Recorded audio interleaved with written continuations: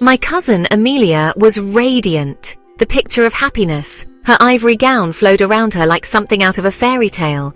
It was her wedding day, a day I knew she had dreamt of since we were little girls playing dress-up with lace curtains and wilting flowers. The air buzzed with excitement and the sweet scent of lilies, Amelia's favorites. Everything was perfect, or so we thought. I had always been close to Amelia, more like sisters than cousins.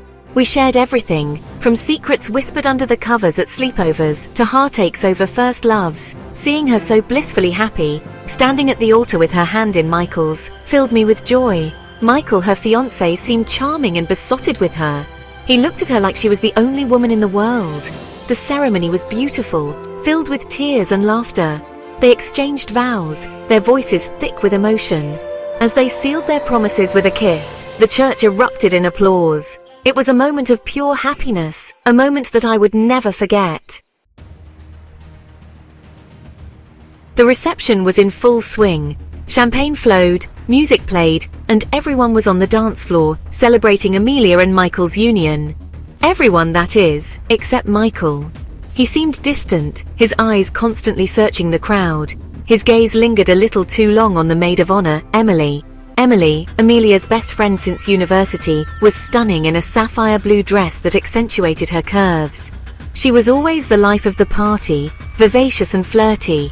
But there was something about the way she looked at Michael, a smoldering intensity that sent a shiver down my spine. I pushed the thought away, blaming my suspicions on the champagne and the weight of the occasion. It was Amelia's wedding day, a day for joy, not suspicion. As the evening progressed, whispers and hushed conversations started to circulate among the guests. People noticed the furtive glances, the way Michael and Emily seemed to gravitate towards each other, their laughter a little too loud, their touches lingering a little too long. I tried to ignore it, to focus on Amelia, who was oblivious to it all, radiant in her love for Michael. But the seed of doubt had been sown, and it was growing steadily into a monstrous vine, threatening to choke the joy out of the day. The night wore on, the music and laughter fading as guests started to leave. I excused myself from a conversation, the unease in my stomach twisting into a knot. I needed some air, a moment to escape the suffocating atmosphere of suspicion and forced smiles. As I stepped out onto the balcony, I noticed two figures standing in the shadows of the rose garden. My heart hammered against my ribs. I knew who it would be, Michael and Emily. They were locked in a tight embrace, their bodies pressed together, his lips buried in her hair. I watched, frozen in place as he pulled back, his hand cupping her face, his eyes filled with a raw, desperate longing. Then he kissed her, a searing, passionate kiss that left no room for doubt. My stomach lurched. The world tilted on its axis.